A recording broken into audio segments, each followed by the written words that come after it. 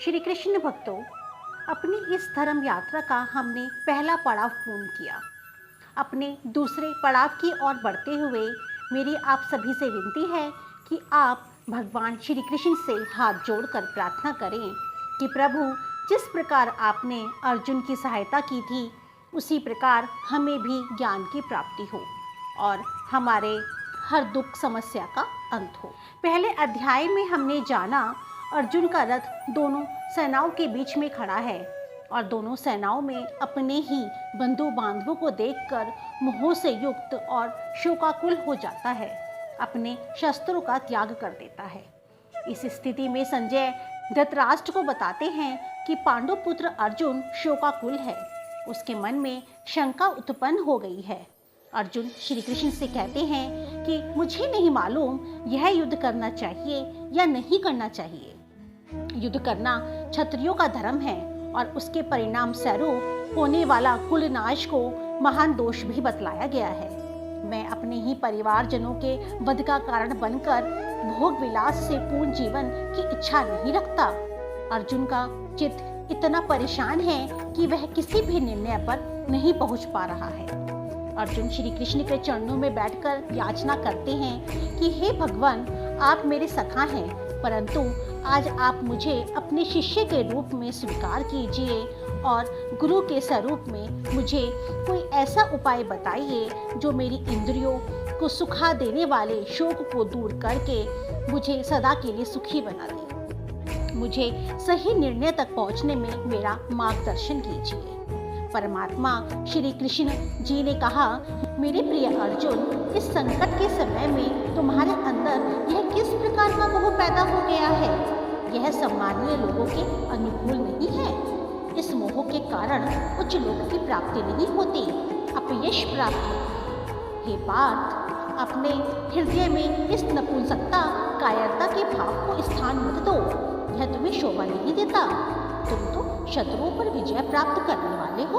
अपने हृदय की हीन दुर्बलता का त्याग कर दो और युद्ध करने के लिए वीर भाव से तैयार हो जाओ। इतना सुनकर अर्जुन कहते हैं, भगवान, मैं युद्ध भूमि में अपने पितामह भीष्म, अपने गुरु द्रोणाचार्य जैसे महापुरुषों पे बाण कैसे चला सकता हूँ? ये सभी मेरे लिए परम पूजनीय हैं। इन सभी को मारकर मैं किस प्रकार सुखमय जीवन व्यतीत कर सकता हूँ? इससे अच्छा होता कि मैं भीख मांगकर जीवन यापन कर लूं। इन सभी का वध करने पर जो भी सुख सुविधा संपत्ति का मैं भोग करूंगा वो सभी मेरे अपनों के ही खून से रंगे हुए होंगे। हम तो यह भी नहीं जानते कि युद्ध का परिणाम क्या होगा।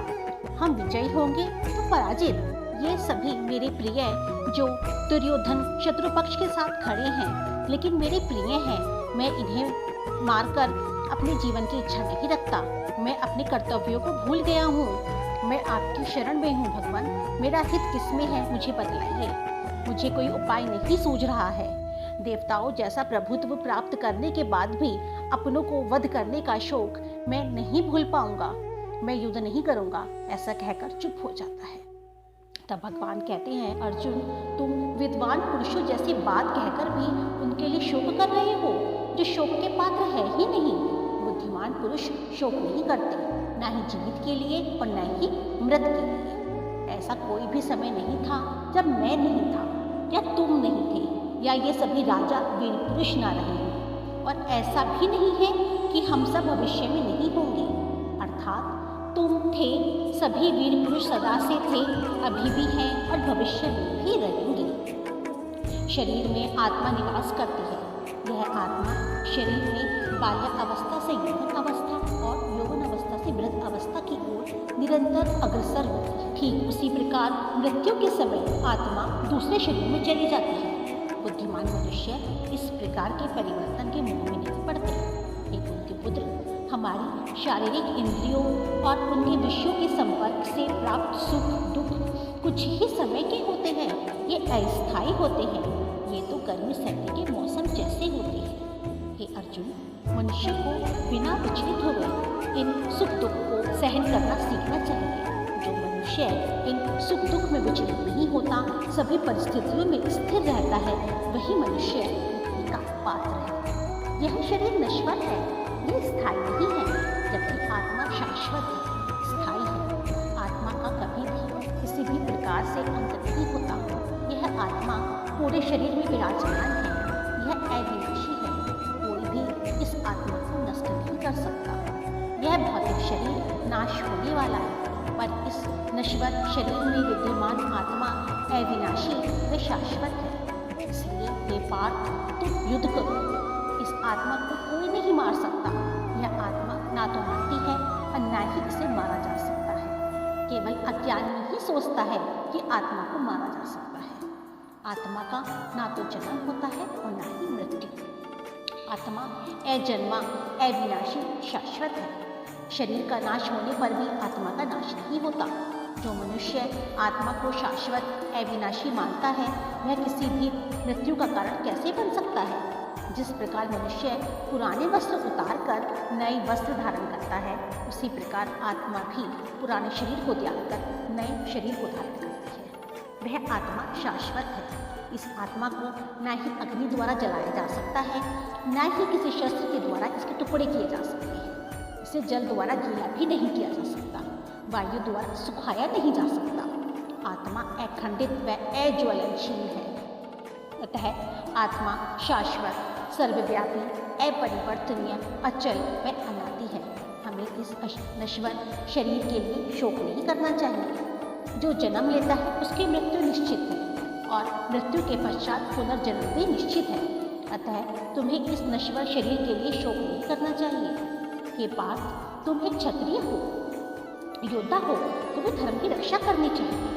भाग्यशाली योद्धाओं को ही बिना किसी स्वार्थ के धर्म की रक्षा के लिए युद्ध करने का अवसर प्राप्त होता है। ऐसे योद्धाओं को स्वर्ग की प्राप्ति होती है। यदि तुम धर्म युद्ध का सामना नहीं करते हो तो तुम अपनी प्रतिष्ठा खो दोगे।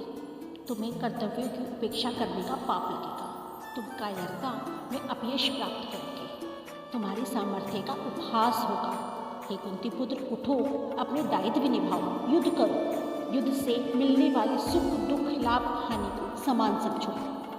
ज्ञान के साथ कार्य करने पर तुम कर्मों के बंधन से मुक्त हो जाओगे। चेतन अवस्था में कार्य करने से किसी भी प्रकार की हानि नहीं होती।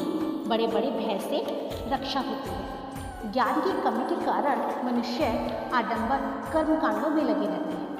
भगवान प्राप्ति के मार्ग पर चलते रहने पर भी दृढ़ संकल्प लेने में समर्थ नहीं हो पाते, क्योंकि वे सांसारिक मोह में लिप्त रहते हैं। अर्जुन, स्वयं को भौतिक लाभ, हानि, सुख, दुख, सुरक्षा की चिंता से मुक्त करो। तुम्हारा अधिकार कर्म करने में है। तुम कर्म करो। कर्म का फल क्या होगा तुम इसके अधिकारी नहीं हो। तुम अपने आप को अपने कर्मों के फलों का कारण मत मानो और तुम ना ही अकर्म में विश्वास करो। अर्जुन, तुम दृढ़ता से अपने कर्तव्यों का पालन करो। यही संभाव योग है। अपने दिव्य ज्ञान, अपनी अंतर्दृष्टि को पहचानो और कर्म करो। जब मनुष्य फल की इच्छा किए बिना कर्म करता है तो वह इस जीवन में ही शुभ अशुभ से छुटकारा पा लेता है। ऋषि मुनि फल की इच्छा से स्वयं को मुक्त कर लेते हैं और सभी दुखों से परे अवस्था को प्राप्त कर लेते हैं। मोह के दलदल को पार करके लोक परलोक के सभी भोगों से छुटकारा पा जाओगे। तुम पूर्ण योग की उच्च अवस्था को प्राप्त करोगे। इतना सुनने के बाद अर्जुन भगवान श्री कृष्ण से कहते हैं, भगवान, दिव्य चेतना से लिप्त मनुष्य के क्या लक्षण हैं? वे कैसे बोलते हैं? वे कैसे चलते हैं? इस प्रश्न को सुनकर भगवान श्री कृष्ण कहते हैं, पार्थ, जब मनुष्य इंद्रिय सुख का त्याग कर देता है और अपने आत्मज्ञान को अनुभव करने लगता है तो इस अवस्था वाले मनुष्य को दिव्य चेतना में स्थित कहा जाता है। जो मनुष्य दुख में दुखी, सुख में सुखी नहीं होता, उसे भय क्रोध नहीं आता, अर्थात सुख दुख हर अवस्था में समान रहता है। वह स्थिर बुद्धि वाला मनुष्य ही ज्ञानी मनुष्य कहलाता है। इंद्रियों के विषय की कामना करने पर मनुष्य के अंदर क्रोध उत्पन्न होता है। क्रोध से स्मृति भ्रमित हो जाती है, बुद्धि का नाश होता है और बुद्धि के नष्ट होने से मनुष्य का पतन हो जाता है। ये पाठ मन को वश में करने वाले मनुष्य पर ही भगवान की कृपा बरसती है। उसके सभी दुखों का अंत हो जाता है। जो मनुष्य भौतिक इच्छाओं का त्याग कर देता है, अहंकार से रहित होता है, वही मनुष्य आत्म शांति को प्राप्त करता है। आत्म शांति की अवस्था में रहने वाली आत्मा ही ब्रह्म ज्ञान को प्राप्त करती है, वह कभी भ्रमित नहीं होती। ये मनुष्य जन्म मृत्यु के बंधन से मुक्त होकर भगवान के परम धाम को प्राप्त करते हैं। तो भक्तों, आज भगवद गीता का दूसरा अध्याय सांख्य योग का पड़ाव पूर्ण हुआ। यदि इसमें मुझसे कोई गलती हुई हो तो मैं भगवान से और आप सभी से क्षमा मांगती हूँ, और इसी के साथ आशा करती हूँ कि जिस प्रकार भगवान श्री कृष्ण ने अर्जुन पर कृपा बरसाई, वैसी ही कृपा हम सब पर भी बरसाई है। जय श्री कृष्ण।